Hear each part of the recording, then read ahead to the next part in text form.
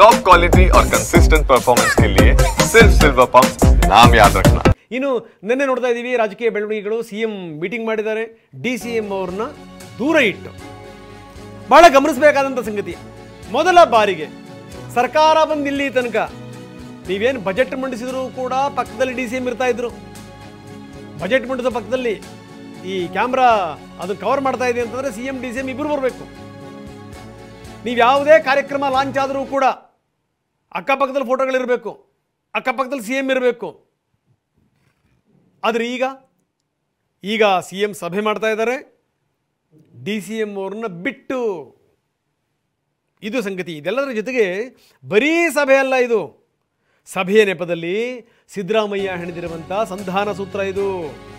ರಾಜಣ್ಣ, ಗುಬ್ಬಿ ಶ್ರೀನಿವಾಸ್ ಮತ್ತು ರಂಗನಾಥ್ ಇವ್ರ ನಡುವಿನ ಅಸಮಾಧಾನ ಇದೆಯಲ್ಲ, ಇದು ಶಾಸಕರ ಮಾತಿಗೆ ಸಚಿವ ರಾಜಣ್ಣ ಆಕ್ಷೇಪ ವ್ಯಕ್ತಪಡಿಸಿದ್ರಂತೆ. ನಾವೇನು ನಿಮ್ಮ ಬಗ್ಗೆ ತಪ್ಪು ತಿಳ್ಕೊಂಡಿಲ್ಲ ಸ್ವಾಮಿ, ನೀವೇ ನಮ್ಮ ಬಗ್ಗೆ ತಪ್ಪು ತಿಳ್ಕೊಂಡಿದ್ದೀರಿ. ನಮ್ಮ ಬಗ್ಗೆ ಅನಗತ್ಯವಾಗಿ ನೀವು ಅನುಮಾನ ಪಡ್ತಾ ಇದ್ದೀರಿ, ನಿಮ್ಮ ಬಗ್ಗೆ ನಮಗೇನೂ ಇಲ್ಲ. ಆಗ ಶಾಸಕರು ಹೇಳಿದ್ರಂತೆ, ನಿಮ್ಮ ಬಗ್ಗೆ ನಮಗೂ ಏನೂ ಇಲ್ಲ, ನಮ್ಮ ಕೆಲಸಗಳಾದರೆ ಸಾಕು.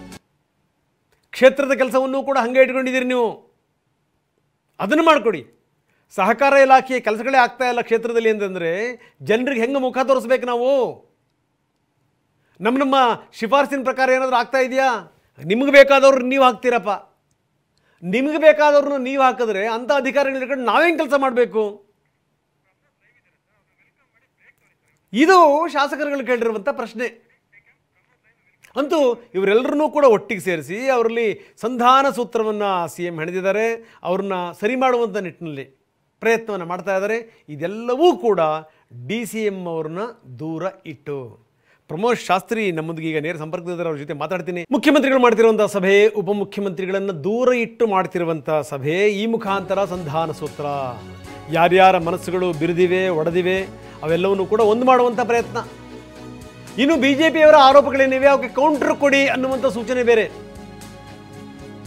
ಮುಂಗಾರಿಗೆ ಕೇಂದ್ರ 11 ಲಕ್ಷ ಟನ್ ರಸಗೊಬ್ಬರ ನೀಡಬೇಕಾಗಿತ್ತು, ಆದರೆ 5 ಲಕ್ಷ ಟನ್ ಮಾತ್ರ ಕೊಟ್ಟಿದೆ, ಇನ್ನು ಉಳಿದಿದ್ದು ಕೊಟ್ಟಿಲ್ಲ.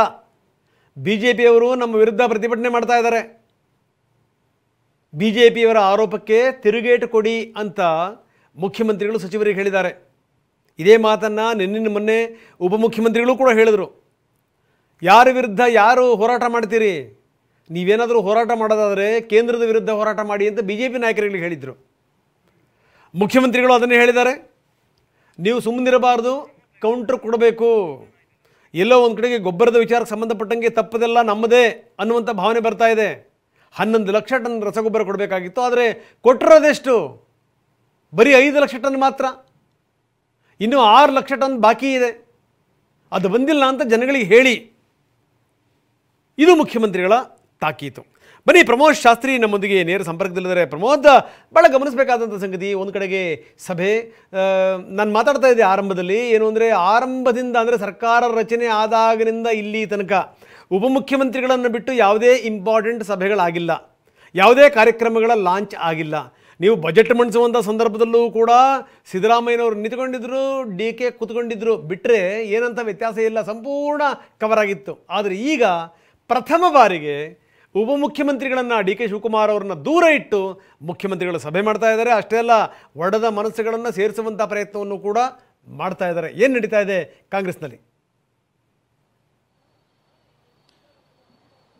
ರಂಗನಾಥ್, ನಿನ್ನೆ ನಡೆದಂಥ ಮುಖ್ಯಮಂತ್ರಿಗಳ ನೇತೃತ್ವದ ಸಚಿವರು ಮತ್ತು ಶಾಸಕರ ಸಭೆಯಲ್ಲಿ ಕೆಲವು ಮಹತ್ವದ ಘಟನೆಗಳಾಗಿದೆ. ಪ್ರಮುಖವಾಗಿ ತುಮಕೂರಿನ ಶಾಸಕರ ನಡುವೆ ಗಲಾಟಾಗಿದೆ. ಸಚಿವ ರಾಜಣ್ಣ ಹಾಗೂ ಡಾಕ್ಟರ್ ಕೆ ರಂಗನಾಥ್ ಏನಿದ್ದಾರೆ, ಕುಣಿಗಲ್ ಶಾಸಕರು, ಅವರ ನಡುವೆ ಮಾತಿನ ಚಕಮಕಿ ಕೂಡ ಆಗಿದೆ. ಆನಂತರ ಸಂಧಾನ ಕೂಡ ಮಾಡಲಾಗಿದೆ. ಮುಖ್ಯಮಂತ್ರಿಗಳು ನೇರವಾಗಿ ಸಂಧಾನವನ್ನು ಮಾಡಿದ್ದಾರೆ ಅಂತ ಮಾಹಿತಿ ಲಭ್ಯವಾಗ್ತಾ ಇದೆ. ಪ್ರಮುಖವಾಗಿ ರಾಜಣ್ಣ ಅವರ ಇಲಾಖೆಗೆ ಸಂಬಂಧಪಟ್ಟಂತೆ ಕ್ಷೇತ್ರದಲ್ಲಿ ಕೆಲಸ ಆಗ್ತಾ ಇಲ್ಲ ಅನ್ನುವಂಥದ್ದು ರಂಗನಾಥ್ ಹಾಗೂ ಗುಬ್ಬಿ ವಾಸು ಏನಿದ್ದಾರೆ ಅವರ ಅಭಿಪ್ರಾಯ ಆಗಿತ್ತು. ಗುಬ್ಬಿ ವಾಸು ಮತ್ತು ರಂಗನಾಥ್ ಇಬ್ಬರು ಕೂಡ ಮುಖ್ಯಮಂತ್ರಿಗಳ ಸಮ್ಮುಖದಲ್ಲೇ ರಾಜಣ್ಣ ವಿರುದ್ಧವೇ ನೇರವಾಗಿ ಮಾತನಾಡ್ತಾರೆ. ಅವರ ಕಾರ್ಯವೈಖರಿ ಇರ್ಬೋದು ಅಥವಾ ಅವರಿಂದ ನಮಗೆ ಸಹಕಾರ ಸಿಗ್ತಾ ಇಲ್ಲ, ಕ್ಷೇತ್ರದ ಕೆಲ ಅಧಿಕಾರಿಗಳ ವರ್ಗಾವಣೆ ಅಂದರೆ ಸಹಕಾರ ಇಲಾಖೆಯ ಅಧಿಕಾರಿಗಳ ವರ್ಗಾವಣೆ ಇರ್ಬೋದು, ಅದರ ಜೊತೆಗೆ ಇಲಾಖೆಯ ಕಾರ್ಯಕ್ರಮಗಳಿರ್ಬೋದು, ಇಲಾಖೆಯ ಚುನಾವಣೆಗಳಿರ್ಬೋದು, ಯಾವುದೋ ರೀತಿಯಲ್ಲಿ ಸಮರ್ಪಕವಾಗಿ ಆಗ್ತಾ ಇಲ್ಲ ಅನ್ನುವಂಥದ್ದು ಅವ್ರು ಹೇಳ್ತಾ ಇರುವಂಥ ಮಾತು. ಇದ್ರ ಜೊತೆಗೆ ಯಾವಾಗ ಮುಖ್ಯಮಂತ್ರಿಗಳ ಮುಂದೆ ಈ ರೀತಿ ಮಾತನಾಡ್ತಾರೋ ಆಗ ರಾಜಣ್ಣವರು ಕೂಡ ಸಿಟ್ಟಾಗ್ತಾರೆ. ಅವರು ಕೂಡ ಕೆಲವೊಂದಿಷ್ಟು ಮಾತುಗಳನ್ನು ಅಂದರೆ ಕುಣಿಗಲ್ ರಂಗನಾಥ್ ಬಗ್ಗೆ ಇರ್ಬೋದು, ವಾಸು ಬಗ್ಗೆ ಇರ್ಬೋದು, ಅವರು ಕೂಡ ಮಾತನಾಡ್ತಾರೆ. ಈ ಸಂದರ್ಭದಲ್ಲಿ